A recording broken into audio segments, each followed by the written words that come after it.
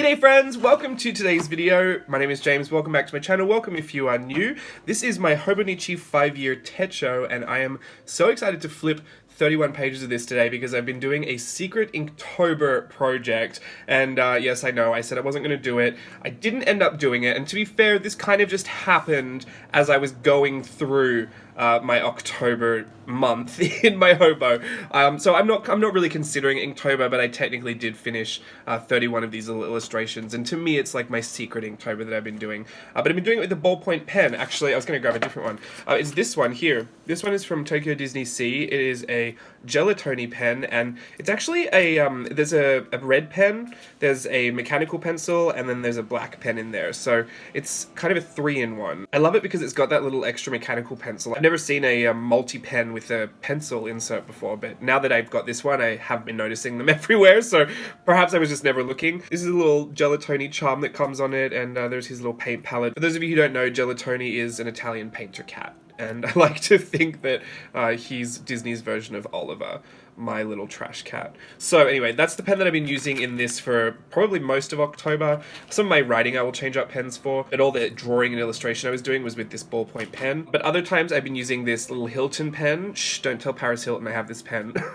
It's just another ballpoint pen. Honestly, I don't find much of a difference with ballpoint pens. Some of them are, you know, they're not all made equal, I'll say that much. This one I really do like because the tip is very, very fine, like the ballpoint. Oh, and it's got the mechanical pencil, but that's a really fine point on the ballpoint pen compared to this one. But you know, it's at the end of the day, it's a pen and you're going to sketch with it, so it doesn't really matter that much. Let's get this out. Sorry if there's a few jump cuts, I'm having coughing fits. My voice is back, I'm feeling great, and I'm fresh and fancy free. I just still have a terrible cough, so I'm probably going to be jumping in and out. This is my 5-year Hobonichi techo, one of my favorite things in my whole entire life. I've been doing it all year. Yes, if you can believe it. We're almost at the end, which is crazy to me because it's only the top. Like, for example, let's just grab a page, just a random page. You go through the page, you put, for 2019, you've got this little box here. For 2020, this one, 2021, 2022, 2023. So it's supposed to document 5 years of your life. I actually got this cover at the Tobichi store in Kyoto, which is in my Japan vlogs. Anyone that's been in playtest 2 will have seen those Japan vlogs, and there's a section of footage about going to the store and finding the planner, and even had a special stamp from the Tobichi store here. Now, there's not much you can put in here. Like, I don't recommend putting a ton of extra bits and pieces because there's 365 days, right? Well, there's a few more than that because there's a little note section at the back and a little intro at the front. But the more you put into it, the more you risk this bulking up so crazy. And I mean, it's bound really, really well, but I just personally wouldn't risk chunking this up too much because 5 years of handling and, you know, all that extra bulk, I just don't see it faring very well by the 5th year, and I am really super committed to finishing this. It will be the most epic journal challenge I've put myself on yet, but I love it so far, and I'll probably do a yearly flip. I might even crack out the nice camera to film that. But for today, let's just go to October. I'll warn you now, you can stop and pause and read whatever is in here, but you're not going to find very much. I save all of my salacious gossip for a different journal, so I'll leave that up to you if you want to stop and have a sticky beak. Anyway, let's get into it. Okay, this is my little secret Inktober project. I've been just drawing these little ladies kind of peeking through the side of the page. This page on every side, on every spread, there's like the left-hand side, which is all the like the years 2019 to 2023, and on the right hand side there's a page, and some days I'll draw things there and then some days I won't. Some days I'll like write all over it. When I went to Japan was kind of the only time I really allowed myself to add a bunch of extra stuff that was crazy because I wanted to print out all these photo stickers so I could remember the trip in photos. I mean, a photo is worth 1,000 words, right? So there was really no better way to document it than to have all these little photo strips in here, and I really, really love that. I'm glad I made an exception for that. But the rest of the time, it's mostly just writing, and then some days I literally, like, I can't sleep. There's one around here that says McBlah. I always end up flipping to it. Some days I have more time to spend on it, and I make these little, you know, these were stamps that I stamped out, and I do a little bit of drawing and doodling in there. Some days I'll do like a little bit of painting in there, use my little watercolors. You know what I mean? Like, there's no real set rule to it. If I feel like doing it on the day, I'll do it. If I don't, I won't. So for October, apparently I did feel like drawing all of these little ladies. I feel like I'm going to move you in a little closer. Hang on a second. Alright, hopefully that's better. There's a little ray of light coming through here, and I just don't know what to do about it at this late stage. I'm filming at the wrong time of day. Anyway, this is, oh goodness, can you see this? This washi tape is my favorite washi tape right now. I have to tell you what it is. I got it on Jet Pens. It's called Round Top. It's kind of a 3-in-1.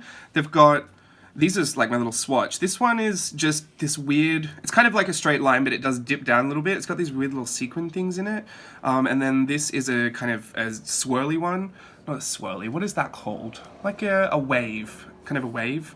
And this one is just straight line. But they're all, like it's all cut around. It's kind of like die cut washi tape, but it is all just a strip. So it's kind of shaped, but the thing I love most about it is actually just the, it's all holographic, and all of the iridescent, you know, metallic shift that goes on is just so pretty to me. This reminds me straight up of a sticky pick booth. If you guys don't know, I have an obsession with sticky picks, which are Japanese photo stickers called purikura, which is short for print club. These right here. Is this not the washi tape version of this? If it isn't, I don't know what it is. But this is, Steve and I went and had some sticky picks on that day. Because funnily enough, there is actually a sticky pick booth rather close to my house, which is an absolute fantasy of mine. I was very upset when one of them broke. But anyway, I digress. This is the washi tape that I have just here. I thought to mention it. It's by the company Round Top. I remember seeing that on the packaging. It might be called something else, but I believe it's called Feminine Design. Anyway, I got mine on Jet Pens. Super pretty. I have a bunch of others too, but I really like this one. So my thoughts about these little ladies that they kind of popped out the binding or the spine of the book was that they would kind of be something to do with Halloween, like a little bit whimsy-weenish, but there was no parameters around that either. You know what I'm like? I don't give myself rules that I don't want to follow. So some of them are a little more obvious, like she's got little pumpkin buns on there, which was also one of the prompts from Whimsy Ween this year, so I counted that as one of my prompts, even though I didn't film it or show it, but I guess I'm showing it right now. The next one, I really like her. She's really simple. I had a bit of leftover tape, so I put it there.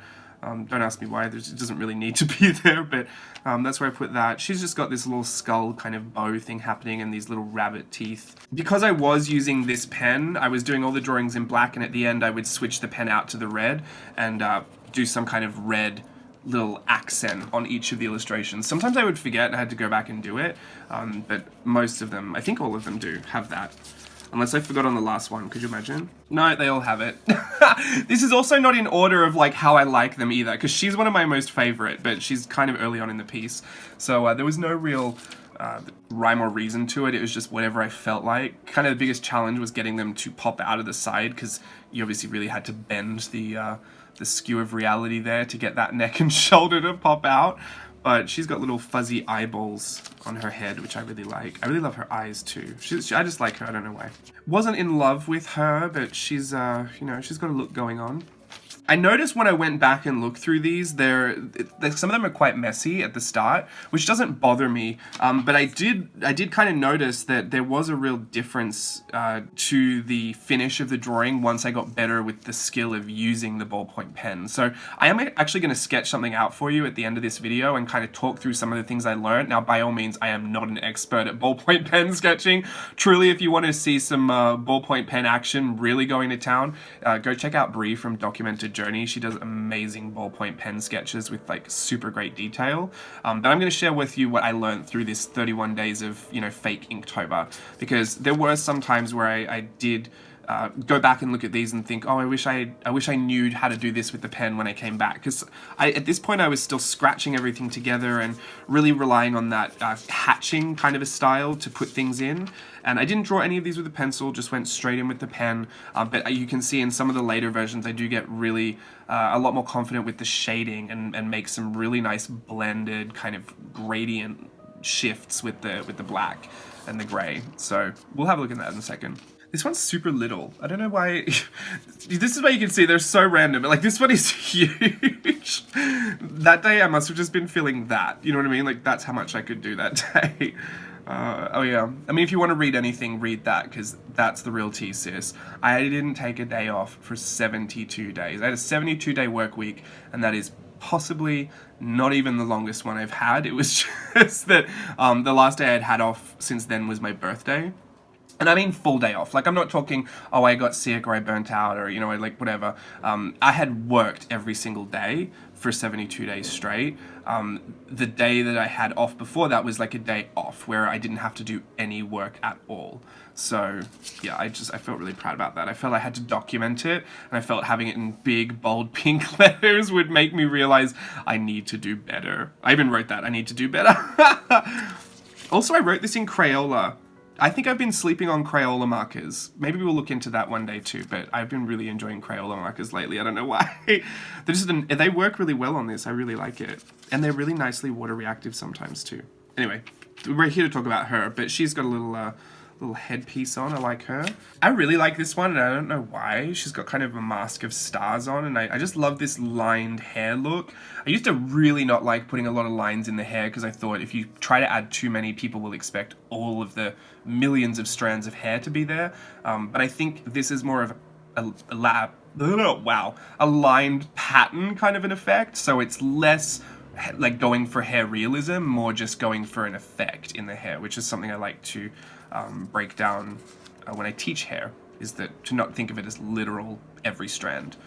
So that's more of a pattern to me, I guess, but don't really like this one. It is what it is. And sometimes I feel I need to over-explain when I say I don't like something, but the reality is I just like other stuff more, and that's, at least I can be happy about that. Do you know what I mean? Having said that, I don't really like this one either. I had a bad couple of days, guys. I was really... Maybe I shouldn't have taken that break. Could you imagine? Yeah, I didn't love her. This just looks stiff, and it was just the wrong style to put together. I don't know. I was practicing with styles again, because you know I love to change it up. Just when you think I've committed to one thing, I'll switch it up again. It makes me really happy to do that. I can't not do that. This one is really fun for me. I was actually basing this off of one of the random ones I did in Inktober last year, where she was like a cheese woman. I forget what the prompt was, but she was kind of a cube of cheese, and I really liked her. She was a little chubby cheese girl, so I put this one. She's kind of supposed to be a pumpkin, but I didn't make that super obvious, I don't think. I think you can kind of get it, but I didn't make it super obvious. And you can see this is where I was really starting to get into like better blending with the pen. Here I was still hatching. Here I was still hatching. Yeah, I think this is where I started to think, oh, if I take my time with it, if I go really, really light and then go over it a million times, I can get softer blends. So I was really practicing finer line work at this point. Doesn't mean I'm always going to do it, but I think you can see how that transitions into the next few illustrations. Hopefully. I should have checked before I said that. Bold claim. But yeah, I really love this one. And I think I loved this one because I was trying to recreate, you know when I said like, oh, I look back at some of these and I think, well, I wish I had that more refined technique so I could try it again and see what it would look like. I think I took the idea of this and tried a more refined version of it here. So it looks different, but it's still got the eyeballs on the headband. Like these are fuzzy eyeballs, but these are just regular ones with lashes and some bows. And I've got the eyelashes there again because I'm still me. I'm still gonna add the lashes. If I ever started a beauty line, it would just be lashes. Just the most insane lashes ever. Also, why would I start a beauty line? Alright, next one. She is weird. Like, just weird. I don't love the look of this. Please don't go off thinking that this is what I'm thinking in my head. I'm really never thinking like this. I was watching an episode of Drag Race when Milk had a beard on and they were just criticizing him for the beard. And once I'd put the beard on her, it just went south from there. I really like that it is different, but I don't love how this looks. Like, it's a little creepy to me. So let's just leave her. Here I was trying a profile. I rarely draw profiles, it's just because I don't really love to. The things I like to draw on the face are the eyes, and I love to draw a lot of attention to them. I find in profile, the angle that you're actually shading and focusing on when you're coloring eyes in a profile view just isn't as fun to color or to shade. You're a lot more limited in the space you can use, so I just don't love to do it. They are tricky. I'm not going to say that it's like something we could just show you. There's so many videos that'll break it down in like 2 or 3 steps, so I guess you can find a really easy way to learn it. But if you've ever wondered why I don't draw a lot of profile views, it's just because there's not much to the face when it's turned that much sideways, and because I love to draw the face so much, it kind of takes away what I love to be drawing. Yeah, I guess people that love to draw hair might enjoy drawing profiles more, because you do get a lot more of the hair view, and that's why for this I decided to focus on this little biker helmet. And I like her pose too, almost kind of looks like she's on a bike. Which, if you watched, what is it? It's the Japan 2017 when Steve and I went, and I think I did a flip where Steve was commenting as I was flipping my Japan journal in 2017, not the most recent one, but 2017. I tried to draw a bike, and it was the most horrendous drawing I've ever done in my entire life. I didn't realize up until that point, A, I'd never tried to draw a bike, and B, I actually cannot draw a bike. So I'm not going to add a bike to this little lady, but if you want a really good scream fit of laughter, please go and check out that video, because that bike was a mess. I think I tried to draw it from 60 angles and it just didn't work. Oh, you know what? Recently, I'm not gonna put myself down like that. You know what? I think I have drawn a bike recently. Let me have a look. One of these journals I have, I was doing some painting. Yeah, I did the Japanese storefronts. I did a bike there. You know what? I take all of that back. I have since learned how to draw a bike. But that first attempt was reckless. And I should probably delete the video from YouTube because it was a mess. But yeah, no, I've learned to draw a bike. We shouldn't. I'll cancel all of those things I just said about myself. All right, she's giving me a lot of life. I really enjoy her swirly pattern. I like her hair more than anything. She's got a big forehead thing going on there, so she's not my fave, but she's fun. This one is a little odd. I don't know what she is. I think she's like a drink fountain, which is weird in itself, I guess, but she also doesn't look like a drink fountain, even if I tried to draw a drink fountain, so to me that's what I'm seeing, but it was only because I glued down this piece of, this little sketch. I made Steve's birthday card, and this was Steve's birthday, so I was trying to sketch it all out and get it figured out, and honestly, okay, how do I say this? Without sounding defeatist, I don't give up on a lot of things, but this was the first time I actually had to give up because I had done so many versions of it that I got to the point where I just thought, I actually don't know which one is good anymore. Like, there were some that kind of worked, there were ones that I knew didn't work, there were sketches that I thought were better than finished pieces, it was an absolute mess, so I just ended up giving him a bunch of them and just saying, here you go, here's your collective group of birthday cards, which I think he liked anyway, but yeah, I don't usually give up like that, but I was so frustrated, and this was one of the sketches, so I just cut it up, I put it down there. It's because Steve loves mid-century stuff, like modern, mid-century modern. I know, classic. Standard.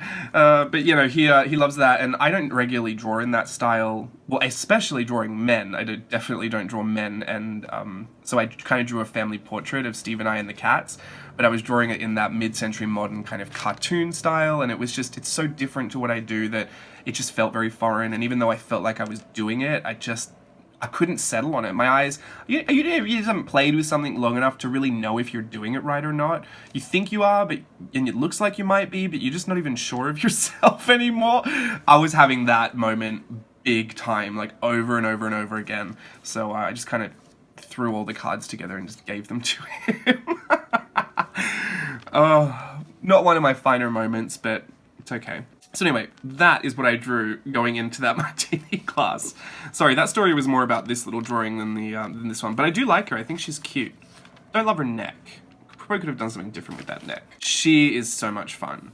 This one, I like this because this was where I was starting to blend that really fine detail in the eyes with that really scratchy hatching detail from before. So this is where I was kind of feeling probably a little bit more confident with my pen and starting to think, okay, how do I bring what I know from before and now and put it all together in a way that starts to look a little effective. So this was actually super simple. It's just a face with this, you know, I mean, these are nothing. This is just colored in the top and the bottom with some squiggly, you know, triangle details. It's really simple, but I think it looks really effective. And I think most of that has to do with that scratchy look on the black. But yeah, you can do some fun stuff with ballpoint pen. And a lot of ballpoint pens are made with, if not all of them, I can't say all of them because I don't know, but it's like an oil-based ink. So a lot of them you can use watercolor with and they won't budge. It's just interesting. This one's so tiny, you probably can't even see it. It's probably just like a dot on the screen at this point. But she's a profile view facing the other way, and her hand is doing some weird, like, pointing to herself thing. I didn't have a lot of time for this one, because this is where I started to get sick. This one is actually a replica of the concept stamp tutorial that I just put up on YouTube. And the one that I did that, you know, like when I got my DSLR camera out for, and did that vampire prompt for the I did the vampire prompt for the Surely Simple blog. Surely Simple challenge. It was the Surely Simple challenge. Yeah, I did that, and so I redrew it because I thought it was interesting. I actually really like how it redrew. And this was the only one I think I used red. I'm more red than the black, so she kind of stands out for all the right reasons. This just looks like a mess. This looks like a rejected vintage Disney character from like some weird animated short. I think it's the eyes. I don't know. I was feeling a bit odd about this one. What is it supposed to be? I don't know. Sometimes you start drawing and you realize, oh, okay, I've done it in pen. You've got to commit. You've got to run with that shape. So some things just happen, and you don't really notice that that's how it all came together until you're finished, I guess.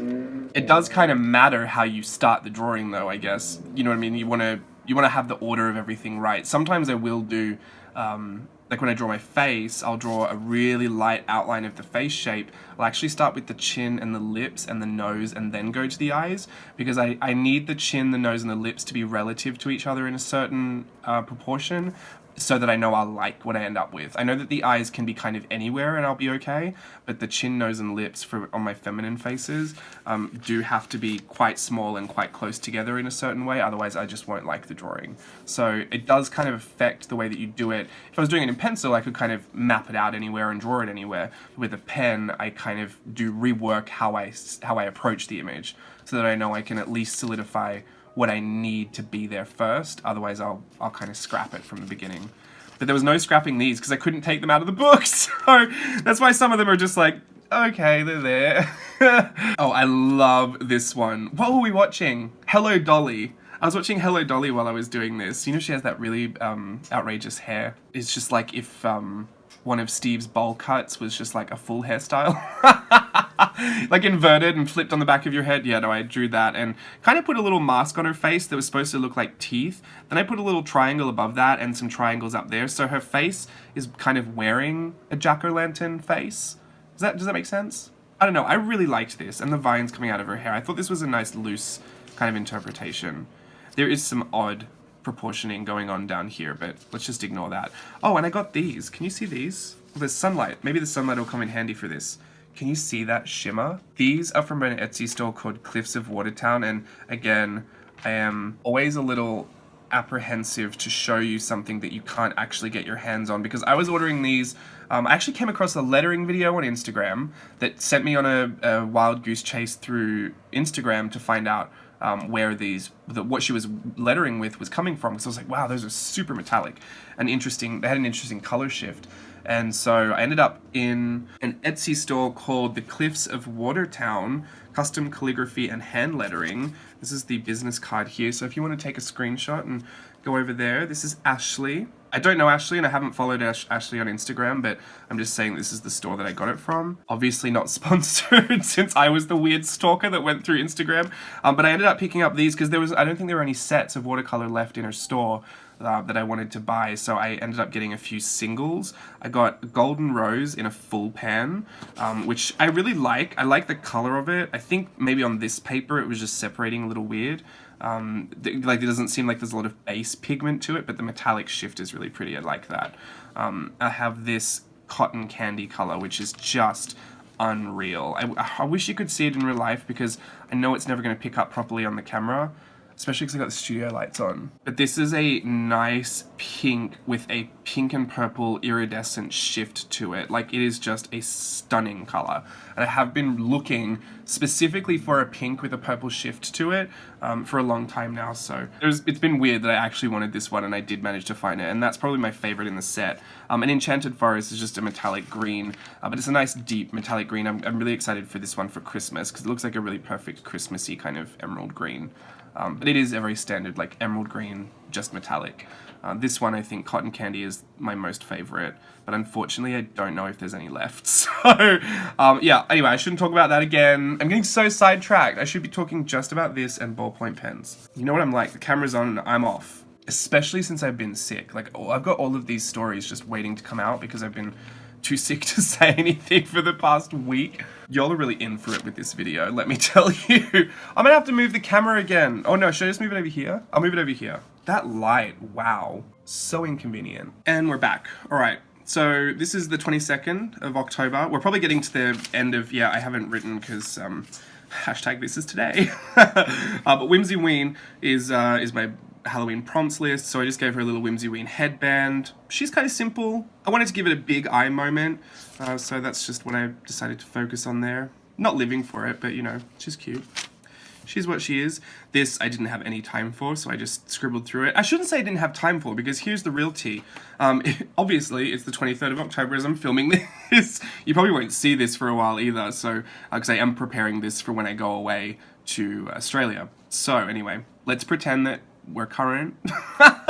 I need to be on top of everything, so I can't leave you hanging. So I'm so sorry if that upsets you, but anyway, so this is where we're at. I shouldn't say, like I was saying, I shouldn't say I didn't have time for it, because obviously I could have taken up until the end of October to finish this, but I was just loving doing it. I was really enjoying drawing all of these things. Sometimes I would do a few at once, and I didn't, because I wasn't putting any rules on myself, it didn't really matter to me that I was doing a few at once. And I'd do a few in here, and then I'd grab a different journal, draw in there, grab a different piece of paper, draw on that, and I've taken a really nice slow down, especially since I got sick. You kind of have to slow down, but I got sick, and I've just been really chill, and just been, when you do rest, your creativity comes back like 20-fold. So I've been wanting to do so much more, and it's just kind of been flowing out. So I've been enjoying that, and I could have spent more time on it, but I just didn't. I guess once I was drawing it, I was like, yeah, that's fine. I'll try more with the next one, or maybe I was just in a really quick sketching mood, and I just wanted to see what I could do then. Couldn't tell you, I really don't remember. Bowl cut fantasy. I've had bowl cuts on the brain ever since it was Steve's birthday and they were doing flashback photographs. Steve is like, he's had an array of bowl cuts in his life, so I won't show you any of those, but I'm sure if you follow Steve on any kind of social media, you might have seen one of his infamous bowl cuts. Here I'm giving you Bride of Frankenstein realness. This one is really loose and sketchy because I was kind of trying to go for something a little more ambitious. I think I just drew it so small, so maybe that wasn't the best idea. But I do like how it kind of came out. I think it was better than I expected, so that was nice. We're on to the 26th, so we're almost at the end. She's just a nice little harlequin kind of pot planter head lady.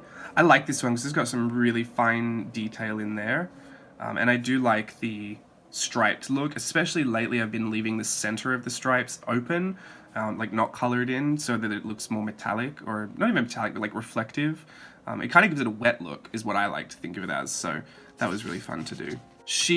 I think she's really fun, and her eyes are probably some of the ones I'm most proud of for how soft that blend is. Honestly, if you get really close up to it, I don't know how I'm going to show you this with it focusing, but can you see those really fine lines? Like, especially through there. Ew, my finger looks huge on this.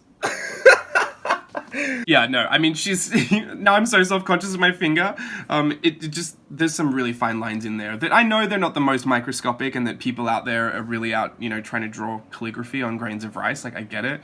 I'm not that impressed with myself. I'm just saying that for me, I think at this point I was just really confident to try that, because you can, if you don't manage to get a lot of those fine lines in, so it suddenly turns really, really dark. Like, see here, it's just really dark and kind of muddy. That's the risk you run if you don't manage to get some of that finer shading, which it's a risk that I'm happy to take. I mean, there's no stakes in this. It's my 5-year Hobonichi. I love this. I love this, love this, love this, and I hate spiders. Because there's something spider-like about it, but it's clearly not a spider. It's like a ribbon spider. So, again, bringing Halloween and taking it to a fanciful place, that is what Whimsy Ween is all about, and that's why I have so much fun with it. This is my Picasso version of the face. I did it, and this is not the first time I've done something like this. I actually have an old journal. Why did I say it like that? Journal. I've been in the States too long. Oh, here. This reminds me of that. When I first got my Unbothered stamp set, I stamped out all of these faces so that I could play with them and figure out what it was that I loved about them, what I could teach with them, how I could help people, get the most use out of them. There's a whole stamp series, in fact, that I went through all of this on. I think it's called the Stamp Series, but there's a playlist on YouTube if you want to check it out, where we go through all of these stamps and, figure out what they're all about and why I designed them. But this I just really loved because I loved her little crown with that weird little face kind of up on little sticks or wires, and that's what made me think of this. But so I have done this a few times, even though every time I do it I think, wow, that's so random, I've never seen that before. Then I go back through my journals and I'm like, no, I've seen it before. And as it is, this one seems a little more Picasso-esque than the one that I just showed you in my journal. The one in my journal is probably a little more me, but yeah, I couldn't even tell you where the inspirations are coming from because they're so varied. They're literally, I mean, I knew some of them. This, I think Sailor Moon, I had just seen something Sailor Moon somewhere, I don't know what it was. But I liked her long ponytails. Which, did you know, fun fact, Sailor Moon's name in Japanese is Usagi, which means rabbit, because of her long ponytails, like her long pigtails are like rabbit ears. Confused me the first time I watched it. I actually used to watch Sailor Moon in Japanese when I was learning Japanese so I could try and understand Japanese, because I thought, well, it's a really good show to, you know, because the language isn't so difficult in the show, so I could hopefully follow along with it. Yeah, all I ended up learning was how to fight crime. No, I learned a little bit. I really liked that show. What was I flipping through this to show you? I've just lost my mind. Oh, inspirations. Bride of Frankenstein, I think Steve had said something about Bride of Frankenstein, I'm not quite sure. Steve's bowl cut. This was a hairstyle that I was looking at, I just liked it. This was from Absolutely Nothing. Hello Dolly hair. Wow, a lot of it's been influenced by hair. This was influenced by nothing though. My concept stamp set thing. Wow, what a nice way to sell myself there. My concept stamp set thing. This is from my own drawing from my concept stamp video that I did for Instagram, but I redrew it, and I love how I redrew it better than how I actually made it the first time. Again, that is why I love those stamp sets, because they're not just great for using to work straight on top of, but for also making what you want to make and then referencing that, reinterpreting that in your work, I think is super fun. I can't tell you where the inspiration for this came from because the one specific thing about it is a secret, so leave that. Morticia Adams' dress, I was thinking about that. I don't know why I was thinking about that. Oh, the new animated one, I saw an ad for it and I thought I didn't want to see it, so... But I was thinking about it. No inspiration, no inspiration, no inspiration. Milk, the beard from Milk on RuPaul's Drag Race. This one I was retrying the one I had tried before. The Cheese Girl from that Inktober that I did last year. Halloween Town. I think someone had said something about Halloween Town, that movie, which I don't think I've seen. Maybe I've seen a little bit of it, but I don't know the movie. No inspiration. I think that is obvious. No inspiration. No inspiration. No inspo. Hashtag no inspo. Nothing. Nothing. The bunny teeth were from somewhere, but I don't know where. Let's just say I saw bunny teeth on Instagram. Or maybe I was doing the bunny bones prompt. I don't know. That one I had worked out a long time ago, so probably had something to do with the bunny bones prompt. And that was the pumpkin buns from my Whimsyween prompts list. So yeah, random little journey of inspiration there, but that's where it all comes from. It's not crazy. Apparently most of it is hair-based. I work with hair-based inspirations. This is wild to me. I don't know what it's supposed to be. I don't even really like it. And it annoys me that it's so close to the end because, I mean, I kind of like this and I really like this. I probably could have ended it here. But the last two are just so random. I don't know what that is. A flower goblin loop thing? I don't know what it is. It's super random. But this one is the last one for the Secret Inktober challenge that I gave to myself. And yeah, she's just a regular woman. Woman in spine of book with weird hat and polka dot hair, star cheeks. That's all I'm going to say about that one. Inspired by nothing. And again, this whole challenge was just for me to sit down and have fun in my 5-year Hobonichi, especially because this is a journal that I don't regularly work in. Oh wow, look, this is when I was doing that doll part stamp set, which I've made bigger as well. I don't know when this video is going up, but I did make a bigger version of it and I've ordered both because I like the small one, but I know that people are looking for a bigger one. It stamps out to like US letter size. It's wild. Here's a little sample of it here. Like this is the real size of it, the real small one, and then this is the new bigger version of it. And funnily enough, I did this with ballpoint pen as well. But yeah, I don't get to work in this a lot and add a ton of stuff to it just because I have so many other things that I'm working on, and I'll be real, the only reason I wanted to get this was to document daily. And I wasn't so fussed if this side took 5 years to complete, because I do have 5 years with this journal. Do you know what I mean? I don't have to get to this every single day for every single year. Some days I've added lots of illustrations about the day, and it gets me nervous because I do think, well, what about next year if I want to do the same thing here, and do I have to go and get the same pen? Do I have to draw like this style down here, or do I just, every year, do I just go for whatever I feel like doing? I think I should just do that. I'm going to do that. In fact, the more eclectic, the better. But I thought it would be fun to do one of the little challenges in here, because now I do have, 31 little drawings on these pages.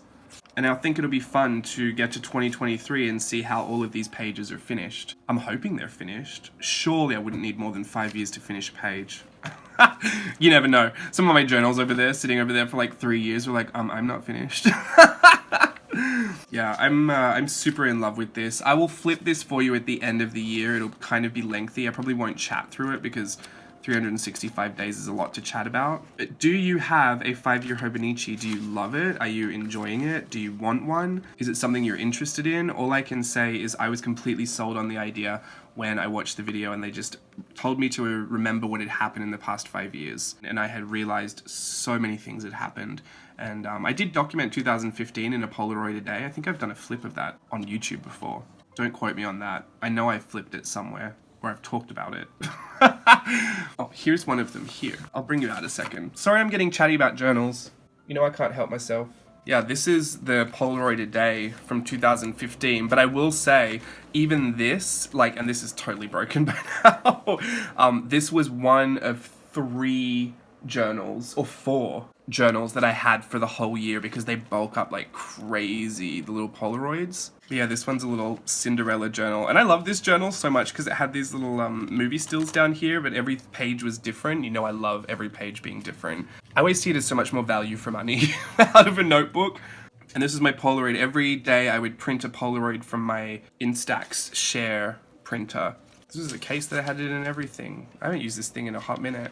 I also had lots of specialty films, like this Pixar film, Inside Out. These are the 2 I haven't used, but this is a Toy Story one. Sometimes at parties, I would actually take the camera out and use it. This one's got no film in it anymore. But yeah, I did a whole year like this. This is when I worked. This is my last dance contract, so probably not gonna flip through this because I might be a little upset. My goodness, I was thinner. Yeah, look at that. Wow. I'm gonna get so lost in nostalgia right now, but for real, look at my drawings.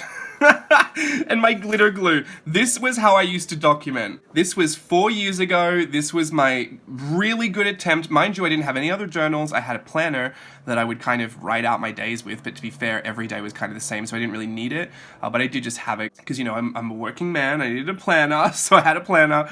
And I had a sketchbook. I had pieces of paper that I would play with, but this is where my career was. Dance and art and craft was hobbies. I would say this is a better and more honest and raw look at what I was really like before this became my job. And I'm not mad that I have grown with this job. I'm really happy about it. I look back at this so fondly. I don't think I would, I don't think I'd look back at this and think, oh, I wish I had done this better, or I wish it was neater, I wish I drew more things. This is my little pizza drawing and my little beer drawing. I love it. I love to look back at it. It's a memory, and it's a true reflection of where I was at the time and what I was like, and it also serves as a way to look back and gauge where I'm at now and what I've grown in, how I've changed, what my preferences are now with documenting. But all of that to say, this was the only year out of, from 2013 to 2018, this was the only year I had documented. And it got me super upset because I was thinking there's so much that I would have missed. And daily documenting is important to capture the nuances of your lifestyle, the things that are going on that, may not be going on in the next year or two, or the things that happen that are so feelings and emotionally charged, so feelings based and emotionally charged. It's easy to go back and say, oh, in April I went to the Royal Easter Show, but it's hard to go back and look at what that was if on that day you've forgotten half the things you felt or you saw or you ate or you touched or you experienced. And that's why I like the daily documenting. It's a small space. I do believe there's an A5 version, but I wouldn't worry yourself with the A5 version. I think that's overkill. I think A6 really does get you to focus on just a highlight or a moment of that day and then bring you back year after year to reflect on that previous year, but also to take stock of where you're at now and where you might want to end up, you know, 4 paragraphs from now, because it really does represent 5 years. And I'm so excited to see how it goes. I'm not trying to sell you on this. Honestly, I don't get any money for pushing this on you. Like, I'm not an affiliate. I don't get anything from this. It's not sponsored. No one from Hobonichi asked me to do anything. My own personal experience with this is that it's been probably one of the more rewarding journaling experiences, because it's really made me reflect daily and document really interesting, like, minute details of my life that I know one day I will want to look back on and remember. Sometimes I think about putting really heavy stuff in here, because obviously I do have a real full 360-degree life, but to be fair, I do think I want this to, even if it alludes to something heavy, I think I want this to be a reflection of my hopes and my desires and my positive outlook on the life that I'm leading and that I want to lead, or that I have led. I don't think I want this to be a reflection of whinging for 5 years. So the only real whinging I do is about work, and to be honest, it's just because I get tired. But you know, I think that's why I do not have boundaries and set in place for this. But if I were to write something that I think I will regret reading in a year or two, I would, I'll save that for a different journal, especially one that doesn't get flipped on YouTube. Anyway, let's set ourselves up for a little bit of ballpoint pen sketching. It's been this video's so long now. I know half of you have gone, but don't worry. I'm still committed to my ballpoint pen sketch. I'm gonna grab this little sketchbook out here. Guys, I think I'm on the last page. I am. I can't show you what's on these pages. I'm on the last page. This is insane. Well, I mean, a lot of the other underside pages aren't actually worked on, so I'm gonna have to go and fill those up with something. But we started this sketchbook earlier this year, and we have had some great times in this. This one was an Instagram live favorite, so I know we've all been on a journey with this sketchbook. Oh, and my playtest 2 patrons, you got a copy of this. Anyone that was in playtest 2 in the Playbox tiers for, what was it? August, got a little copy. Wow, I did a great job. This one was supposed to be in my display. I was so eager to get it out. Got a copy of this little notebook. Can you see? It's aged a little bit more now, but you can still see the same scuff marks here. That's the same coffee mark. I made these little replicas of the journal just because I had worked so much of it during the experience. So many of my ideas were in there. I wanted to share like a really personal reflection of how I journal when I don't have the camera on, and how I like to sketch and draw. Like, here's the ladies here. It's not in chronological order, and obviously some of these pages have been redone since then, but I was so stupid because in my mini version I had accidentally included the journal charms. I had a page where I was working on ideas for products. This is another one that never came to be, or it was a sticker eventually, this one. But yeah, like a lot of the pages I'd been working on products, and sometimes I forget that they were in there. This is where I drew the calendar for playtest 2 in August, but I completely forgot these were in there and that they weren't going out until September, so I'd kind of leaked that I was doing this. And these are my real sketches that I send to the manufacturers to, you know, this was my real mock-up for that journal charm. Here, the actual journal charm that was created. It's scary how accurate they did it.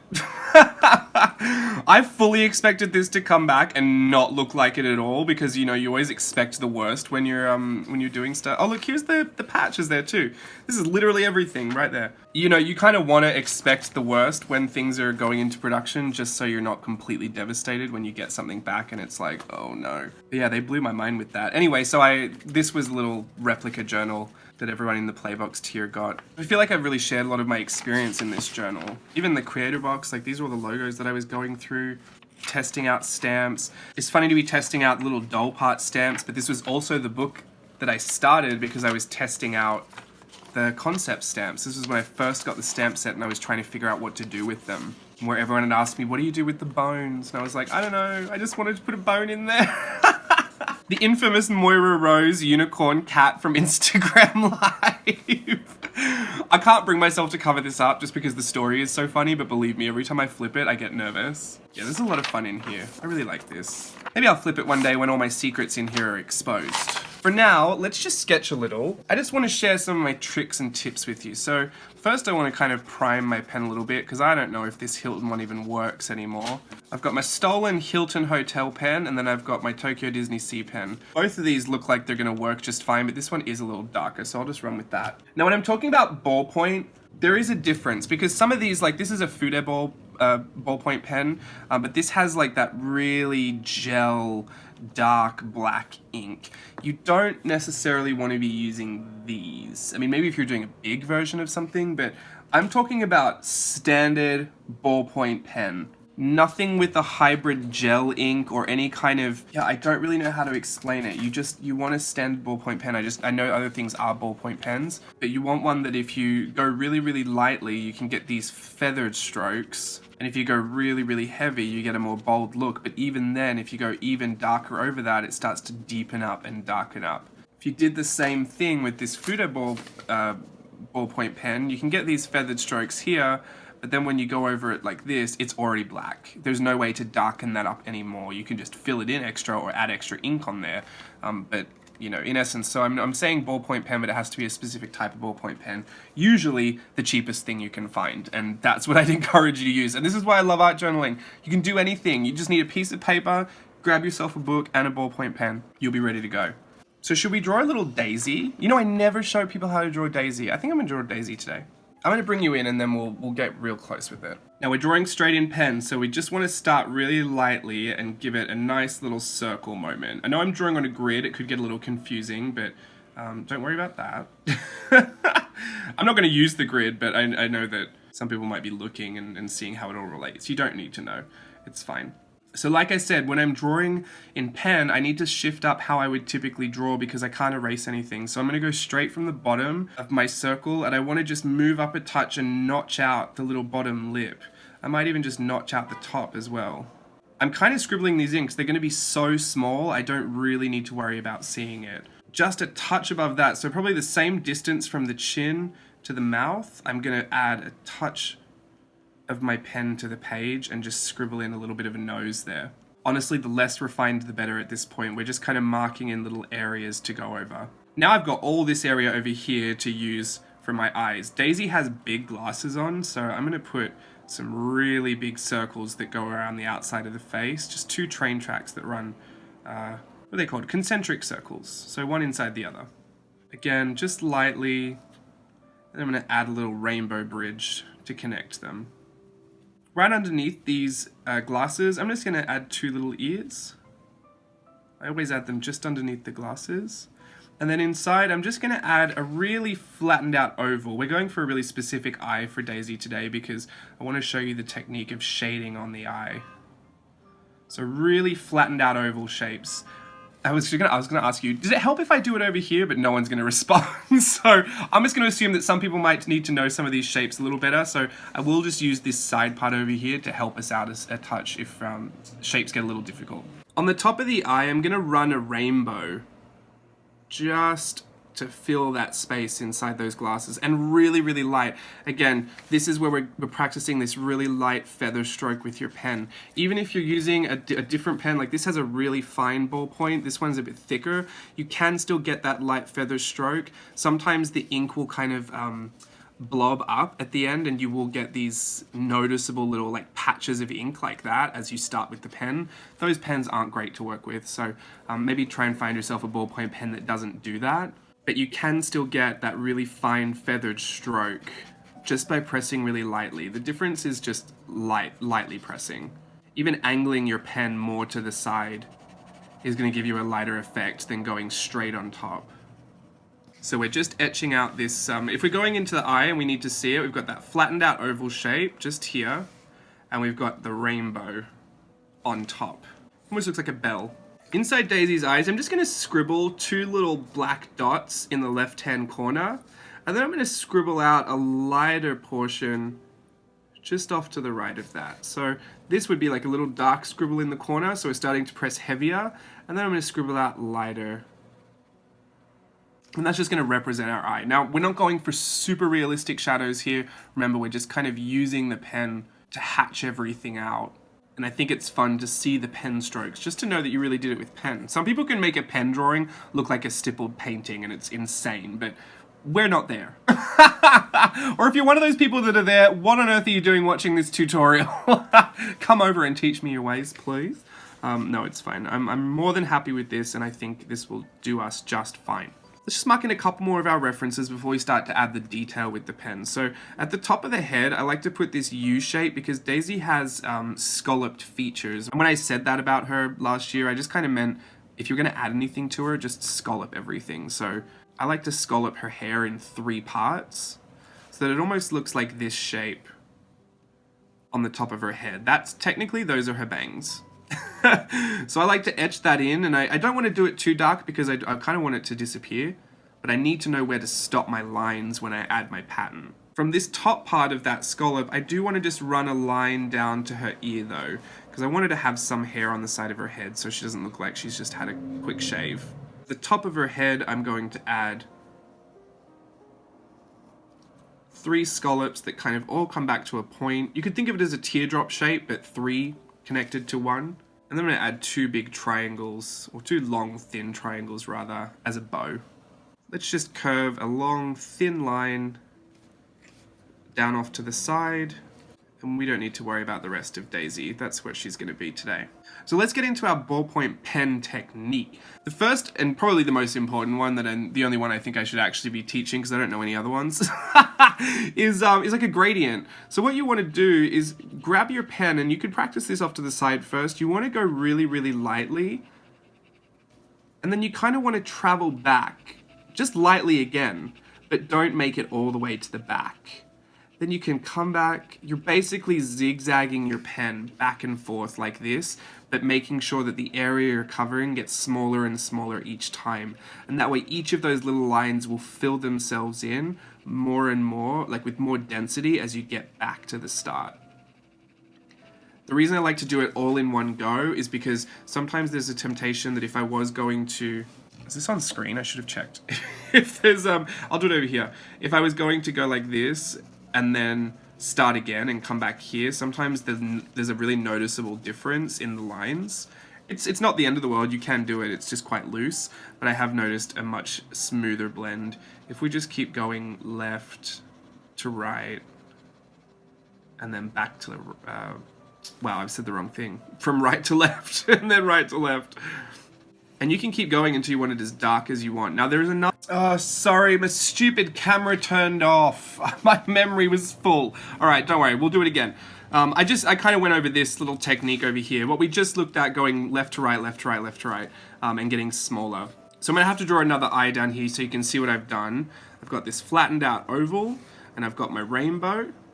Now all I said was if you want to, because what we're going to do is leave this middle part open in the eye, so we don't want to draw over that. So I might just put a little reference oval in the middle. I mean, I don't ever do this, but just in case you want to know where we're going to leave it open. And then we're going to start on the left-hand side, and I'm going to go those light strokes from left into the center. I'm going to stop when I get to that oval, but I'm going to come back and start to darken up that inner corner. I'm going to go back again towards the center, just not as far this time. I'm going to come back towards the inner corner. I'm going to go back in a little bit again.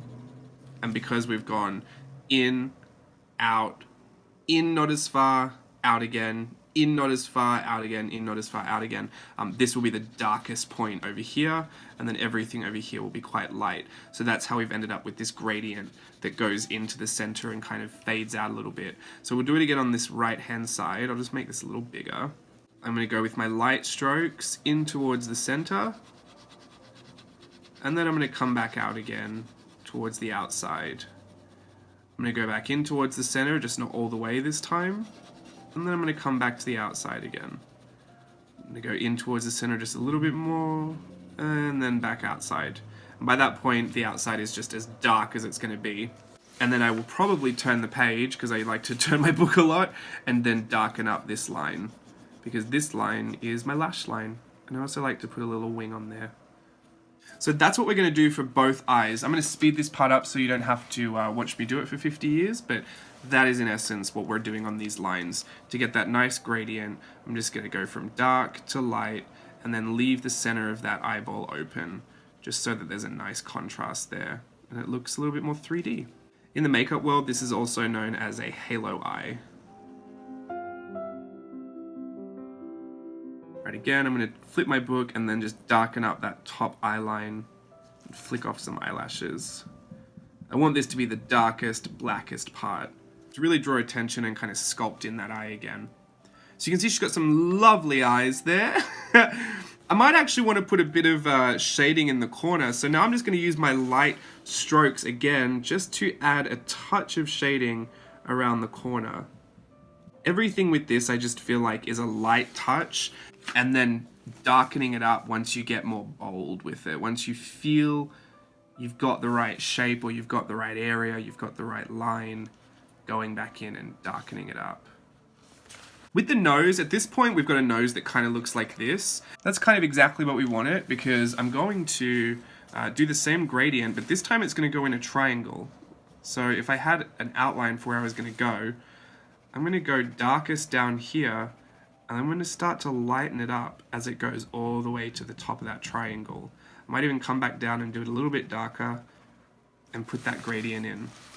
So in essence, I could have this triangle going all the way up the face or just halfway up the face, but I want to just darken it at the bottom and then lighten it as it goes up. This isn't something I always do on a lot of drawings, but for Daisy I kind of like to do it. If things have gone a little out of hand or it doesn't look right, I'll just cross hatch over the top of it, which is just lots of tiny little lines that run alongside each other. I like to do that if I like to sharpen something up or neaten it up a little bit. Hatching, in essence, is the lines that all kind of follow alongside each other. Cross-hatching is cross-hatching them. So it generally works that you'll go one way and then you'll go the other way. But there are also these multi-directional cross-hatching, and it all serves to just add tons of lines until what you end up with is black, essentially. You can go for a lot of different directions and lines before you get there. And this is kind of a technique I would have to do if the pen I was using wasn't one of these kind of standard ballpoint pens, but it was one of these gel ballpoint pens where I couldn't get the gradient to go, you know, from light to dark, how we've got it on this eyeball here. It would just go from black to black. I would have to cross hatch. So if I were to do this eye with one of these gel pens, there's still a way to do it, and I've done it before. You would leave that middle part open like we've been doing, and you start doing your lines that go down one way. And then like we don't come back in all the way to the center, the same thing for the cross hatching. We have to leave a bit of that first line open and not completely crossed. And now again, we have to add another layer in because we want it to get even darker, so it's hard, but you have to catch a steeper angle for that. And right at the center, you can just darken it up. And this is how you get that same kind of gradient look, but with a pen that doesn't blend. We achieved that with cross hatching. Cross-hatching is something that I do even when I don't have to do it, because I actually sometimes just like the look of it. Sometimes it's easier to convey an idea with just cross-hatching rather than doing a really smooth gradient blend. And sometimes I just like all the extra lines. It's just very therapeutic for me just to cross-hatch everything rather than, you know, blend and shade it. Sorry, this has become the most random tutorial ever. Let's get back to Daisy. Let's just go straight for her hair this time. I'm going to start at this middle point of her hair, and I'm going to come all the way down to the edge of this scallop shape that we've done. Every single line I'm drawing radiates from that middle top point of her head, and I'm adding a slight curve to it as we go around the head. These don't need to be equidistant, but I don't want any of them to cross over each other. So as long as all the lines are sitting next to each other and none of them are crossing each other, I think everything's good. I'm going to run a couple of those down to her ears. Again, to make it look like her weave hasn't just been snatched off her face. I'm going to do the same thing with this top part here. All the lines running towards that center point. So every piece of hair she's got is radiating from this center point, which, since all the lines are coming back to it, will start to darken up. That also gives itself a nice little shadow moment back there and recesses itself a little bit. For the lips, I think I'm just going to kind of scribble them in a little bit. More scribbles on the top lip than the bottom lip, since it is generally assumed that the top lip is darker than the bottom lip. Underneath the chin, I'm just going to add a little bit of shading just to show that there's a separation between her chin and her neck. I would probably just color this bow black, but you could add a nice little scribble texture in there. Instead of coloring something completely black, With the pen, it is nice just to add a texture, especially when these drawings are so simple.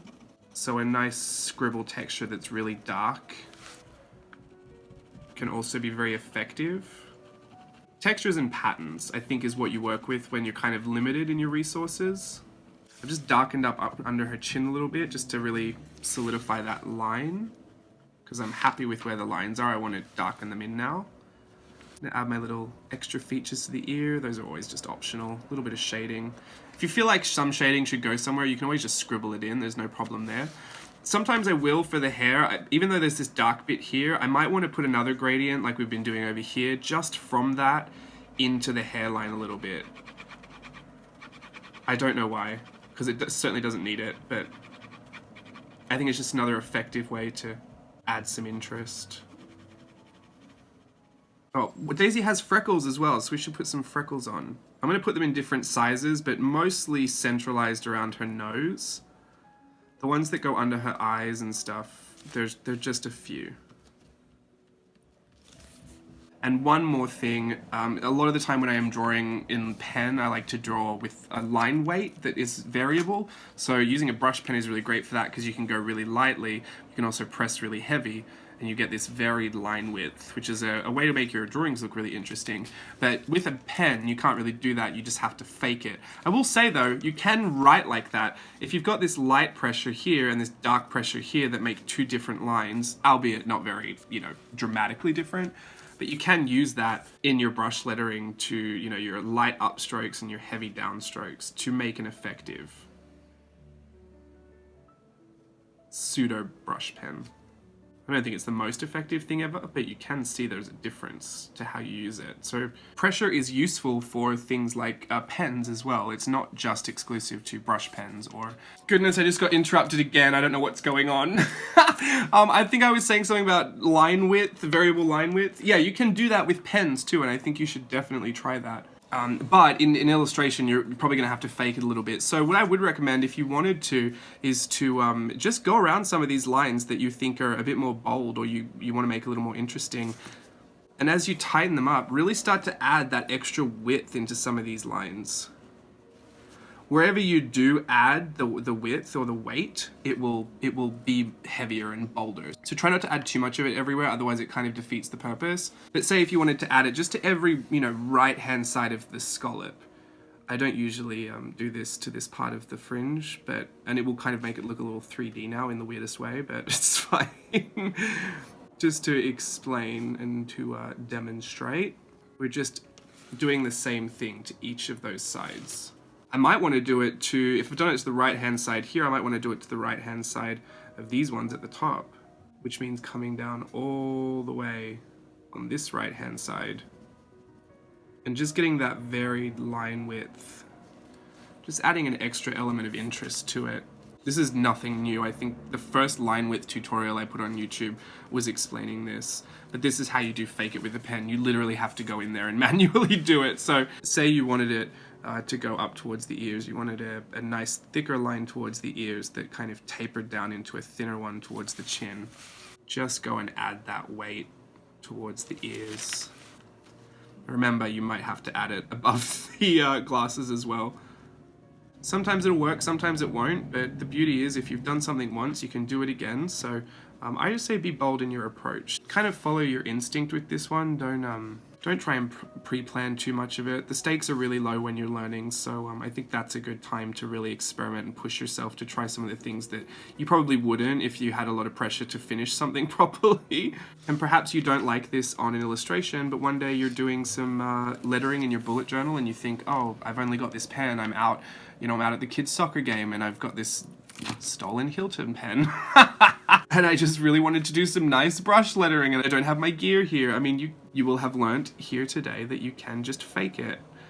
If you've been on Instagram long enough, I know you've fallen into a K-hole of those Instagram videos where they show you how they fake the brush lettering look by just adding all the extra width with the paintbrush or another pen. But yeah, if there's something you've never thought about before, then that's something to think about today. Now the last thing I'd probably add is little eyebrows, so I'm just going to flick off a few of these little hairs off to the side that just kind of mimic that rainbow arch she's got at the top. and I'm gonna call Daisy done. Thank you so much for bearing with me through that random tutorial that I probably shouldn't have put in the same video as this flip and secret Inktober project, but they're just simple tips. And if you've never thought of trying some ballpoint pen illustrations before, hopefully this has opened up your mind to a bit of that. Just to know that any stolen ballpoint pen from a hotel in the back of an envelope will open up a world of opportunity to you in your art career. So give it a go, honestly. I mean, tell me if you did like it or if you don't like it. Don't tell me if you don't like it. Tell someone else that you didn't like it. I had a great time with it. Not something I do all the time, but still fun to do. And like I said, sometimes Bree does a really good job of showing this, but a lot of the ballpoint pens are waterproof. So you can grab your watercolor and just add some of that on there. Oh wow, that's pretty. Watercolor's the whole thing. I'm just gonna give her some cheeks. But yeah, it's great for that too. Thank you again so much for watching. I hope you had a good time with that. I don't know when this video is going up, but I think it's while I'm away in Australia, so I hope I'm having a great time there. I'm sure I am. But there'll be videos every Friday, and probably keep your eye out for an announcement I'll be making super soon. I know I'll be doing it possibly while I'm away or when I get back, but I've got something fun to share with you super soon. So yeah, thanks for watching. Okay, bye.